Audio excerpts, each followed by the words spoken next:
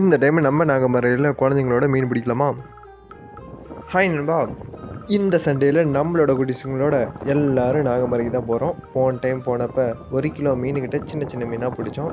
குட்டீஸுங்க எல்லாமே எப்படியும் நாகமரைக்கு எங்களை கூட்டிகிட்டே போகணுன்னு சொல்லி இந்த சண்டே எல்லோரும் உட்காந்துக்கிட்டாங்க. அப்புறம் என்ன, எல்லாத்தையும் காரில் ஏற்றியாச்சு.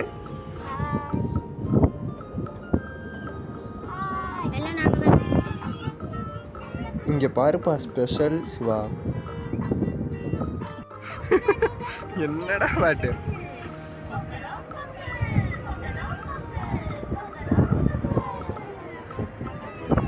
எப்படி இருந்துச்சு இந்த ஏரியா? இப்போ காஞ்சே போச்சு. அம்மா பூங்கா வேறு வந்துருச்சு. 2 மாதத்துக்கு முன்னாடி வரைக்குமே எல்லோரும் அம்மா பூங்காவுக்கு போகணுன்னு தான் அடம் முடிச்சிட்டு இருந்தாங்க. அப்படி நாங்கள் கார் எடுத்துட்டோம்னா எல்லோரும் அம்மா பூங்காவுக்கு வந்துடுவாங்க. ஆனால் இப்போ அம்மா பூங்காவுக்கு யாருமே மதிக்கவும் மாட்டேங்கிறாங்க, பார்க்கவும் மாட்டேங்கிறாங்க. வெயில் காலம் வந்துருச்சுல்ல, எல்லோரும் நாகமரைக்கு தான் இனிமேல் போவாங்க.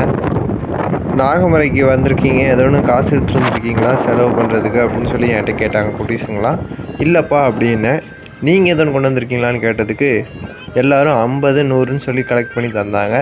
பார்த்தா தான் தெரியுது, சோட்டா பீம்லாம் இருக்காருப்பா அதில்.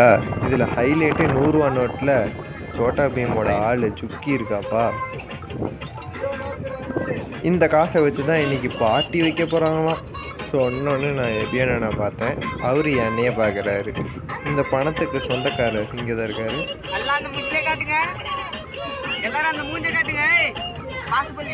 ஏப்பா கம்பல் பண்ணி எங்களை பார்க்க வைக்கிற?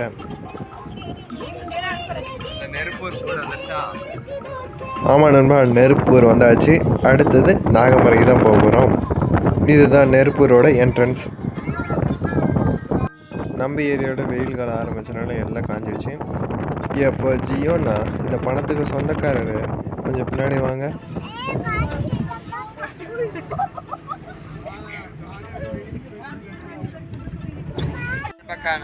பக்கமாக வந்தாச்சுப்பா.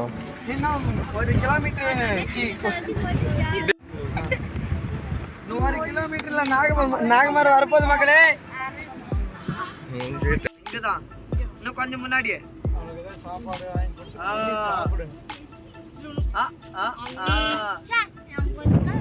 நாகமரை என்ட்ரன்ஸ் வந்தாச்சு நண்பா. எப்பயுமே நம்ம நாகமரைக்கெல்லாம் போக மாட்டோம். நாகமரை போர்டுக்கு முன்னாடி இருக்கிற ரோட்டில் கட்டாயி அந்த வழியாக போனோம்னா சூப்பரான பிளேஸ் இருக்குது. அங்கே தான் எப்பயுமே நம்ம குளிப்போம். இன்னும் நம்ம இடத்துக்கே போகல, அதுக்குள்ளே நம்ம பசங்களாம் ரெடி ஆகிட்டாங்க ட்ரெஸ்ஸை கழட்டிட்டு. அவ்வளோ ஆர்வம் நம்ம குட்டீஸுங்களுக்கெல்லாம். விட்ட கண்ணாடியே உடச்சிட்டு போயிடுவாங்க போல். தண்ணியா அந்த மாடிலேஷன் வர மாட்டேங்குது. கார் டிக்கியை சொன்னாப்பா நம்ம சிவா. கார் டிக்கியை ஓப்பன் பண்ணே நம்ம பசங்க எப்படி ஓடுறாங்கன்னு மட்டும் பாருங்க. நீ சொல்லிதான் அதுக்கு தெரிய போகுது. டோரை திறந்தாலும் நம்ம பசங்க எப்படி ஓடுறாங்கன்னு மட்டும் பாருங்க. இவ்வளோ நாளாக தண்ணி இல்லாத தேசத்தில் இந்த மாதிரி ஃபீல் ஆகுது இவங்க பண்ணுறதை பார்த்தா. நம்ம குட்டீஸுங்களுக்கு அவ்வளோ வெறி தண்ணி மேலே. என்னை வேற குளிக்க கூப்பிட்றாங்க. அப்புறம் என்ன, நம்மளும் போகலாமா?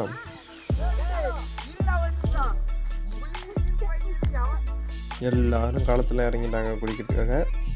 நான் நம்மளோட நண்பர்களுக்காக எல்லாத்தையும் ஒரு ரவுண்டு 360 டிகிரியில் இந்த வியூவை காட்டலான்னு சொல்லிட்டு நான் வெயிட் பண்ணிக்கிட்டு இருக்கேன். வெயில் கொழுந்து எடுக்குது. நெல் பக்கம் போகலாம்.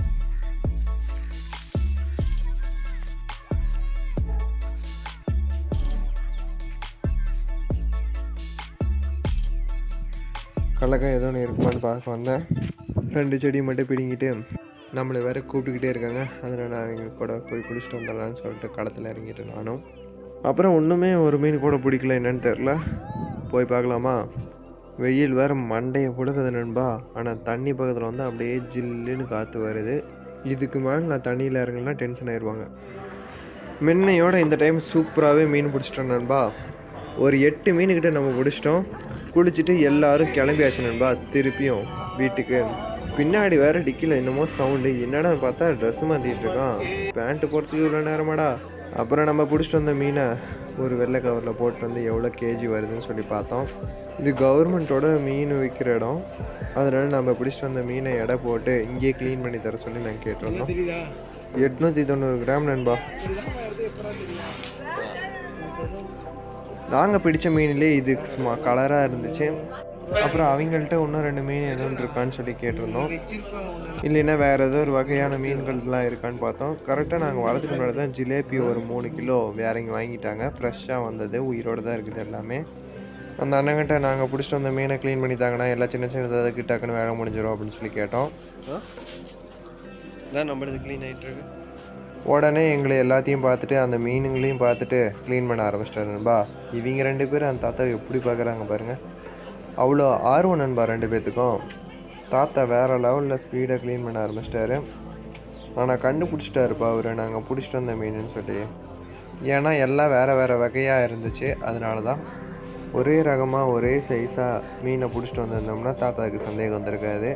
எல்லாம் சின்ன சைஸு பெரிய சைஸுன்னு சொல்லி கலந்தோம். அதுக்கப்புறம் மீன் ரகங்கள் வேறு வேறு மாதிரி இருக்கிறதுனால கக்குன்னு கண்டுபிடிச்சிட்டாரு நீங்கள் பிடிச்சிட்டு வந்ததுன்னு.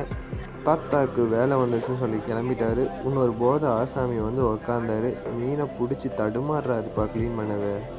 இன்னொருத்தர் டக்குன்னு நம்மளோட மீன் எல்லாத்தையும் வெட்ட ஆரம்பிச்சிட்டாரு. அந்த தாத்தா க்ளீன் பண்ணி தந்துட்டு போன எல்லா மீனையும் வெட்டி முடிச்சிருவார் போல். இவர் ஒரு மீனை இன்னும் க்ளீன் பண்ணிகிட்ருக்காரு அந்த போதை ஆசாமி. நம்ம குட்டீஸுங்களை வேறு கார்லேயே விட்டுட்டு வந்தனால எல்லாம் வெறி பிடிச்சிருக்காங்க. பசியிலையும் நம்ம மேலேயும்.